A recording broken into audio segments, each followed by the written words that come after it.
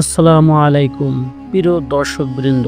দিনে কোরআন শিখাতো আর রাতে পরপুরুষের সাথে গুনাহে লিপ্ত হতো। মৃত্যুর পরেই লোক মুখে ছড়িয়ে পড়ল এমন কথা। কি এমন গোপন পাপে জড়িয়ে পড়েছিল হাফেজ কোরআন শিক্ষিকা? কেন কবরে ফানা তুলেছিল বিষধর সাপ বিচ্ছু? সবাই তাকে হাফেজ কোরআন, নেককার আল্লাহর বান্দি হিসেবেই জানত। তাহলে কেন এই মর্মান্তিক পরিণতি হলো? আপনার পরিচিত কারোর সাথেও ঘটতে পারে এমন কিছু ঘটনা। বিস্তারিত জানতে হলে শেষ পর্যন্ত শুনুন। ফজরের নামাজ পড়ে সকলে কবরস্থানের দিকে যাচ্ছিল। আব্দুর রহিম, সে একজন গোরখোদক, মৃত্যু ব্যক্তির জন্য কবর খনন করেন। এলাকার প্রতিটি মৃত্যুর পর কবর খোঁড়ার কাজ সে একাই করত। আজ সকালেও খবর এলো মহল্লার এক তরুণী মৃত্যুবরণ করেছে। সরঞ্জাম গুছিয়ে বেরিয়ে পড়লেন আব্দুর রহিম, কিন্তু কবরস্থানে পৌঁছে নির্ধারিত জায়গায় যখন খনন করতে গেলেন, তখনই এক অদ্ভুত অস্বস্তি গ্রাস করলো তাকে। মনে হচ্ছিল যেন কিছু অস্বাভাবিক ঘটতে যাচ্ছে। তার সারা শরীর কেঁপে উঠল এক অজানা শঙ্কায়। মনে হচ্ছিল দু পায়ে যেন ভারী পাথর বেঁধে দেওয়া হয়েছে।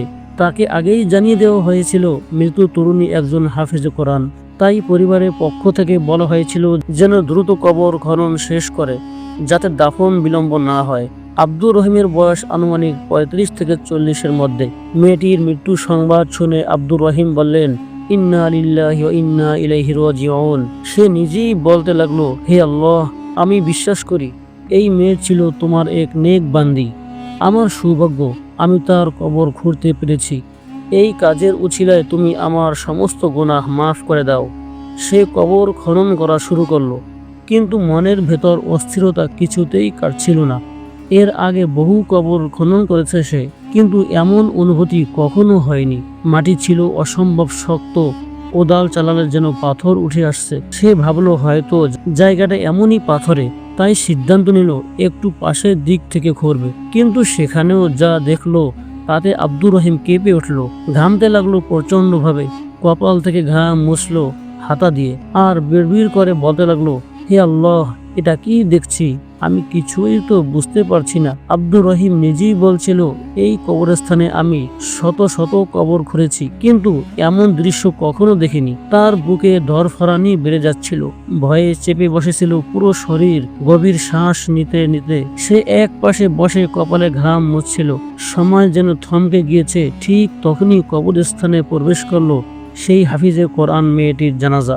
আশ্চর্যভাবে এই জানাজায় বড়দের চেয়ে ছোটদের উপস্থিতি ছিল বেশি। 6 থেকে 13 বছরের শিশুরা সংখ্যায় এত বেশি ছিল যে কেউ ভাবতেই পারছিল না এত শিশু একসঙ্গে জানাজায় আসবে। প্রতিটি শিশুর চোখ কান্নায় লাল লাল হয়ে গেছে। মুখে উচ্চারিত হচ্ছিল কালিমা শাহাদাত। জোরে জোরে কাঁদতে কাঁদতে বলছিল, আল্লাহ তোমার পথ সহজ করে দিন। এই নেককার মেয়েটি মৃত্যু যেন পুরো এলাকায় শিশুদের হৃদয়ে ঝড় তুলছিল। শিশুরা জানাজার সাথে কবরস্থানের দিকে এগিয়ে আসছিল ও অশ্রু জল চোখে। প্রথমে বিষয়টি কারো কাছে স্পষ্ট ছিল না, পরে জানা গেল মেয়েটি ছিল তাদের কোরআনের শিক্ষিকা, হাফিজ কোরআন হিসেবে। সেই শিশুদের কোরআন তিলাওয়াত দিনের শিক্ষা দিত। শুধু শিক্ষিকাই নয়, বরং তার প্রতি গভীর ভালোবাসার কারণে শিশুরা যেন নিজ পরিবারে কাউকে হারিয়েছে। এই শোকের জানাজায় এসেছে। মেয়েটির মৃত্যুদেহ তখন কবরস্থানে পৌঁছে গেছে। এদিকে আব্দুর রহিম কবরের পাশে দাঁড়িয়েছিলেন স্তব্ধ হয়ে। জানাজার এত বড় জমায়েত, বিশেষ করে এত শিশুর উপস্থিতি তাকে অবাক করে দিয়েছিল।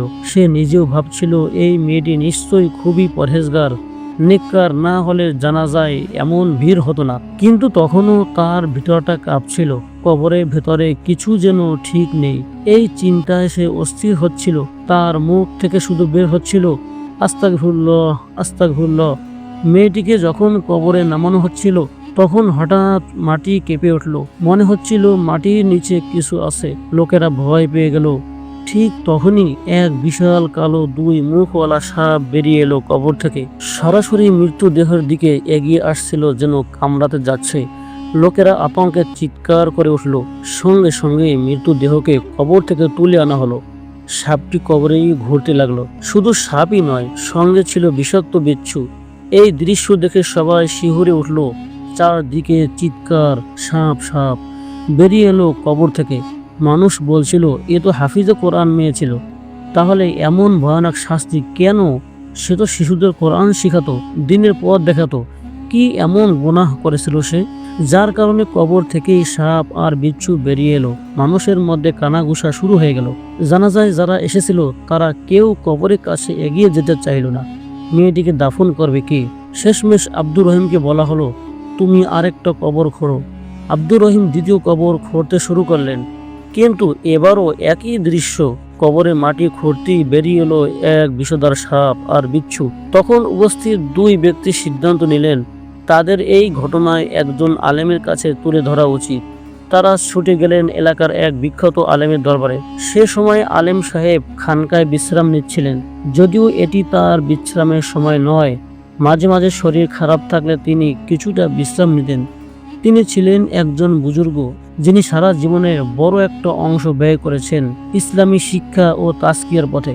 যে কোনো বিপদ, দুর্ঘটনা বা সমস্যা হলে গ্রামের সবাই তার শরণাপন্ন হতো। তিনি রাতভর ইবাদতে মশগুল থাকতেন, দিনের অধিকাংশ সময় রোজা রাখতেন।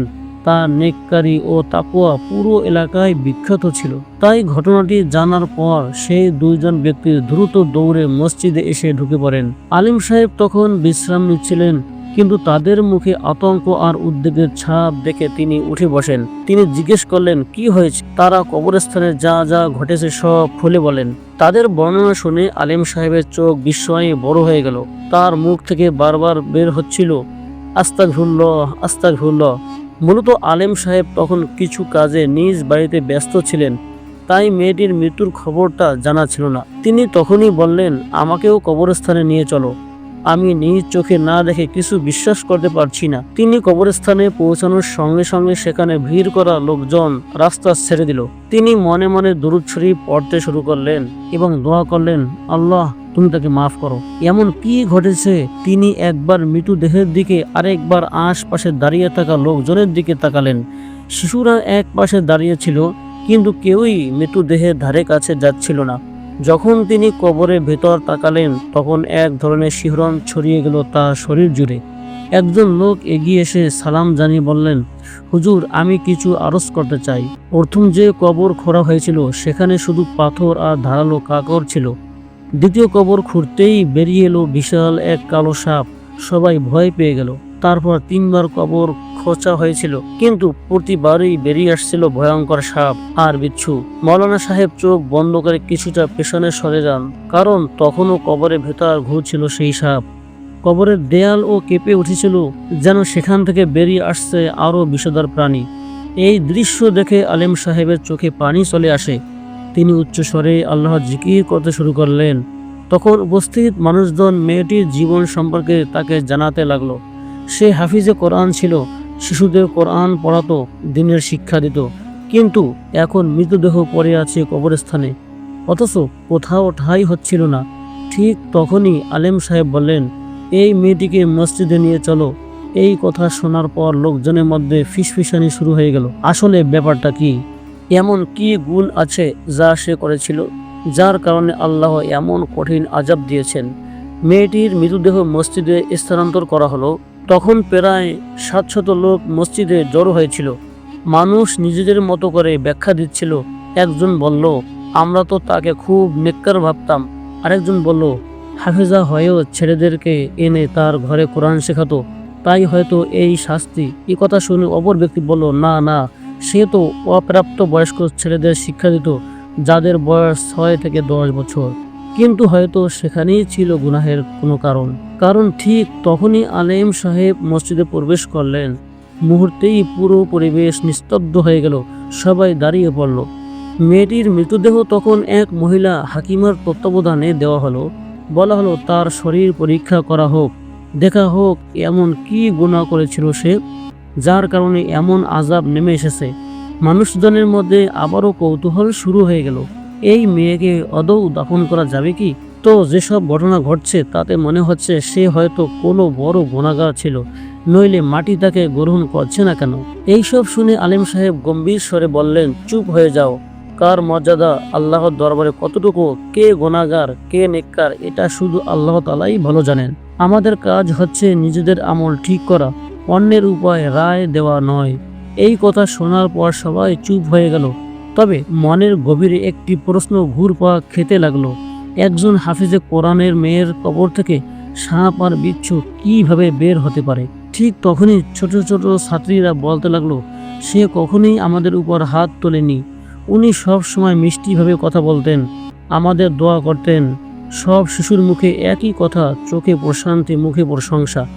এরপর আলেম সাহেব জিজ্ঞেস করলেন, এই মেয়ের ঘরে আর কেউ কি থাকতো? সব বাচ্চারা নীরব হয়ে যায়।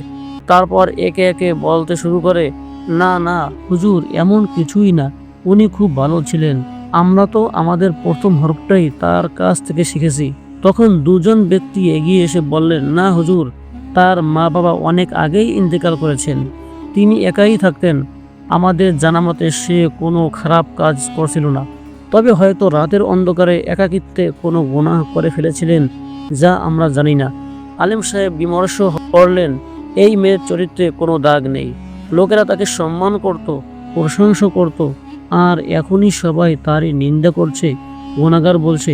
তিনি নিঃশব্দে নিজের হুজরায় গেলেন, 2 রাকাত নামাজ পড়লেন, তারপর 2 হাত তুলে কান্না ভেজা কণ্ঠে দোয়া করলেন, হে আমার পরওয়ারদিগার, তুমি তো সব গোপন কথা জানো, আজ পর্যন্ত আমি তোমার উপর ভরসা করে প্রতিটি ফয়সালা নিয়েছি, আজও তোমার কাছে সাহায্য চাই। এই মেয়েটি এমন কি গুনাহ করেছে যে জমিন তাকে গ্রহণ করছে না? তিনি এতটাই কাঁদছিলেন যে তার চোখ, দাড়ি, মুখ সবই অশ্রুতে ভিজে গিয়েছিল। নিজের মনে ভাবছিলেন, মেয়েটি তো একাই থাকতো, ছেলেদের দিনে শিক্ষা দিত, অনেকেই বলেছে সে 5 ওয়াক্ত নামাজ পড়তো, তাহলে এমন একজন নেককারের কবরে এই আযাব কেন? তার জীবনে তিনি কখনো এমন কিছু দেখেননি। এদিকে তদন্তের ধারায় এক নতুন তথ্য সামনে আসে, এই মেয়ের ছিল এক ঘনিষ্ঠ বান্ধবী, যার সঙ্গে সে নিজের সব কথা ভাগাভাগি করে নিত। আলেম সাহেব বললেন, তাকে ডেকে আনো। একজন বলল, হুজুর, সে তো কয়েক মাস আগে এলাকা ছেড়ে চলে গেছে, শুনেছি ওদের মধ্যে ঝগড়া হয়েছিল, তারপর থেকেই যোগাযোগ বন্ধ। আলেম সাহেব বিস্ময়ে চিন্তামগ্ন হয়ে পড়লেন, এটা স্পষ্ট এই বান্ধবীর কাছে নিশ্চয়ই এমন কিছু তথ্য আছে যা কেউ জানে না।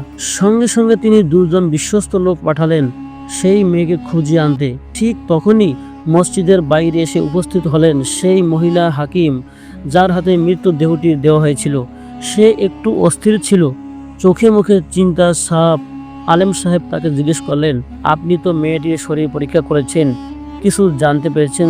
তিনি উত্তর দিলেন, হুজুর, আমি খুব বিস্মিত, মেয়েটির চরিত্র ছিল একেবারে পবিত্র, তার মধ্যে কোনো অনৈতিকতা বা অস্বাভাবিক কিছু পাইনি, তিনি ছিলেন অত্যন্ত হতনিরীহ। এই কথা শুনে আলেম সাহেব চুপ হয়ে গেলেন। মনের ভেতরে কেবল একটাই কথা প্রতিধ্বনিত হতে লাগলো, আল্লাহ, তুমি জানো, আমরা জানি না, নিশ্চয়ই এর পেছনে রয়েছে কোনো অজানা সত্য। যদি এই মেয়ে সত্যি পবিত্র চরিত্র হয় আর কোনো গোনা না করেই থাকে, তাহলে এসব কিভাবে ঘটছে? প্রশ্নটা সবার মনে ঘুরপাক খাচ্ছিল। ঠিক এমন সময় একজন লোক বলে উঠল, এই মেয়ে তো একাই থাকতো, কে জানে, হয়তো রাতে কোনো ছেলেকে ঘরে এনে কামনা বাসনায় লিপ্ত হতো, তাই আল্লাহ তার উপর এমন শাস্তি দিয়েছেন। এই কথা ছড়িয়ে পড়তেই উপস্থিত লোকেরা তার চরিত্র নিয়ে সন্দেহ করতে লাগলো, বলতে লাগলো, দিনে নিজেকে নেককার বানিয়ে রাখতো আর রাতে পাপাচারে ডুব দিত। ঘুরতেই লোকের মুখে মুখে এই গুজব আগুনের মতো ছড়িয়ে পড়ে। এরই মধ্যে কেটে গেল 2 দিন, কিন্তু এখনো সেই বান্ধবী মেয়েকে কেউ খুঁজে আনতে পারেনি। গ্রাম জুড়ে এক ধরনের অস্থিরতা ছড়িয়ে পড়ে। ঠিক তখনই ঘোষণা এলো, মেয়েটির বান্ধবীকে পাওয়া গেছে। আলেম সাহেব তখন কিছুটা ক্লান্ত, চুপচাপ বসেছিলেন। এই খবর শুনে সঙ্গে সঙ্গে উঠে দাঁড়ালেন মেয়েটি। সামনে এসে দাঁড়ালো, সে পুরোপুরি পর্দা ঢাকা, বোরকায় আবৃত, বয়স খুবই কম। আলেম সাহেবকে দেখেই সে কান্নায় ভেঙে পড়ে বলে উঠল, আমি কল্পনাও করিনি যে আমার প্রিয় বান্ধবীর সঙ্গে এমন কিছু ঘটতে পারে। যখন শুনলাম আমার বান্ধবীর কবর থেকে সাপ আর বিচ্ছু বের হয়েছে, আমি যেন পাথর হয়ে গিয়েছিলাম। আমি বিশ্বাসই করতে পারিনি যে এত নেক একজন মেয়ে এমন ভয়াবহ আযাবের শিকার হতে পারে। চোখ থেকে অশ্রু গড়িয়ে পড়ছিল। আর আজ মৃত্যুর পর চরিত্রহীন পুরুষেরাও তার চরিত্র নিয়ে মন্তব্য করছে। আলেম সাহেব গভীরভাবে তার চোখের দিকে তাকালেন, তারপর বললেন, তুমি জানো আমরা কেন তোমাকে ডেকেছি? গোটা গ্রামে এই মেয়ে নিয়ে গুজব ছড়িয়ে পড়েছে। মানুষ বলছে সে তার গুনার কারণে আজ এই পরিণতির শিকার। কবর খননকারীও বলেছে তার কবরের ভেতরে সাপ ও বিচ্ছু রয়েছে। এমনকি সেই সাপ কেবল মৃতদেহকে দর্শন করতে ভয়ঙ্কর দৃষ্টিতে তাকিয়েছিল।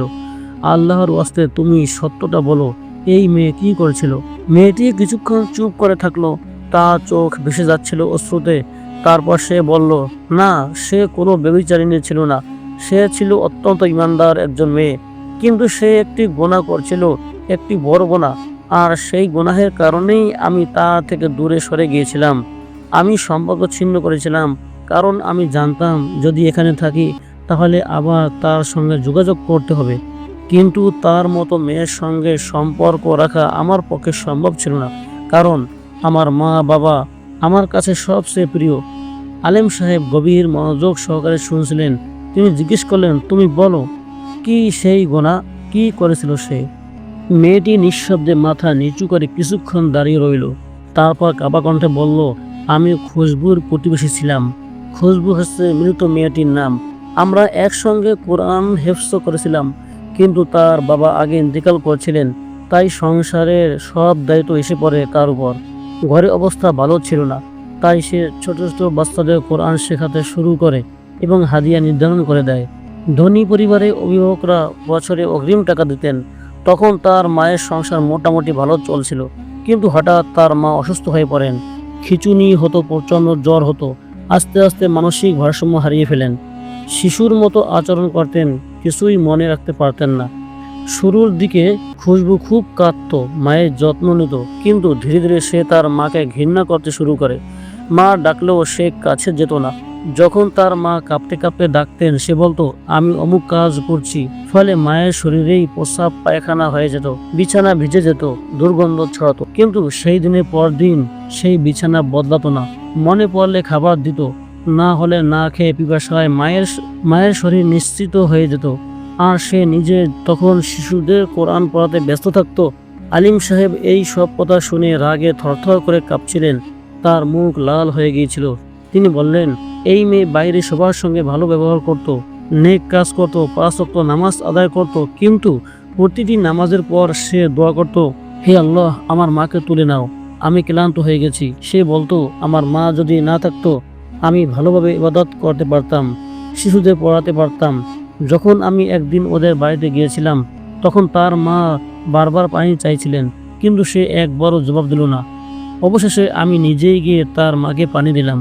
তখন তিনি আমার সামনে কাঁদতে লাগলেন আর তার মেয়ের প্রতি অভিযোগ করলেন। কিন্তু যখন খুশবু এটা শুনল, সে তেলে বেগুনে জ্বলে উঠল। ছুটি এসে মাকে এক চর মারল, গালিগালাজ করতে লাগলো, বলল, তোমার জন্যই আমি জীবনটা বরবাদ করেছি, সব রোজগার তোমার পেছনে খরচ করেছি, তারপরও তুমি লোকজনের সামনে আমার বদনাম করো। এই দৃশ্য সহ্য করতে না পেরে আমিও তার মুখে এক চর মারলাম এবং সেখান থেকে চলে এলাম। এরপর আর কখনো ফিরিনি। আমি চেয়েছিলাম তার মাকে নিজের সঙ্গে নিয়ে যেতে, কিন্তু সেও অনুমতি দেয়নি। পরে আমার বাবা আমাকে অন্য গ্রামে নিয়ে যান। আমি সেখানে থাকতে শুরু করি। আমার চলে যাওয়ার কিছুদিন পর তার মা মারা যান। সময় কেটে যায়। আজ তার মায়ের মৃত্যুর ঠিক 2 সপ্তাহ পর এই খুশবু মারা গেছে। মানুষ জানতে পেরেছে এই মেয়ে তার মায়ের হক আদায় করতো না, গালিগালাজ করত, অপমান করত। আল্লাহর সব হক সে আদায় করত। নামাজ, রোজা, কোরআন শিক্ষা সব ঠিকঠাক, কিন্তু মায়ের হক অবহেলা করেছিল।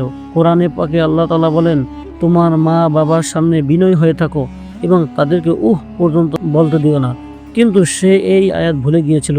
যদিও সে বাচ্চাদের এই আয়াত শেখাতো। এই কথা শুনে সেখানে উপস্থিত সবাই কেঁদে উঠল। তাদের চোখে জল চলে এলো। অজান্তেই তারা নিজেদের মা বাবার জন্য মাফ চাইতে লাগলো, নিজেদের ভুল আচরণের জন্য অনুতপ্ত হলো। সবাই কাঁদছিল, আল্লাহর কাছে ক্ষমা চাইছিল। খুশবুর জন্য দোয়া শুরু হলো, হে আল্লাহ, তাকে ক্ষমা করে দাও, কারণ সবাই তার পরিণতি চোখের সামনে দেখেছিল। মা বাবার অবদ্ধতার শাস্তি কত ভয়ঙ্কর হতে পারে তা অনুভব করছিল। আবার যখন খুশবুকে কবর দেওয়ার জন্য নামানো হচ্ছিল, তখনও দেখা গেল সেই সাপটি কবরের পাশে ফনা তুলে আছে, বিচ্ছুগুলিও যেন প্রস্তুত। আলেম সাহেব বললেন, এই মেয়েও আল্লাহর মধ্যকার বিষয়, তাকে এই অবস্থায় দাফন করা হোক এবং সেই বিষাক্ত সাপ ও বিচ্ছুগুলোর মাঝেই হাফেজ কোরআন মেয়েটিকে কবরস্থ করা হলো। প্রিয় শ্রোতা, একটি কথা মনে রাখবেন, আপনি যতই নামাজ, রোজা, হজ, কোরআন তেলাওয়াত করুন না কেন, যদি মা বাবার হক আদায় না করেন, তাদের অবজ্ঞা, অবহেলা বা কষ্ট দেন, তাহলে আল্লাহর কাছে আপনার কোনো আমলের মূল্য থাকবে না, বরং আযাবের সবচেয়ে কঠিন রূপ হবে। আপনার জন্য অপেক্ষা করবে মা বাবার প্রতি অবদ্ধতা, আল্লাহর কাছে অপছন্দ। তাই দয়া করে আজই ভাবুন, আপনি কি আপনার মা বাবার হক আদায় করেছেন? প্রিয় দর্শকবৃন্দ, আমাদের ঘটনা আজকে এই পর্যন্তই। যদি ভালো লাগে একটি লাইক দিন।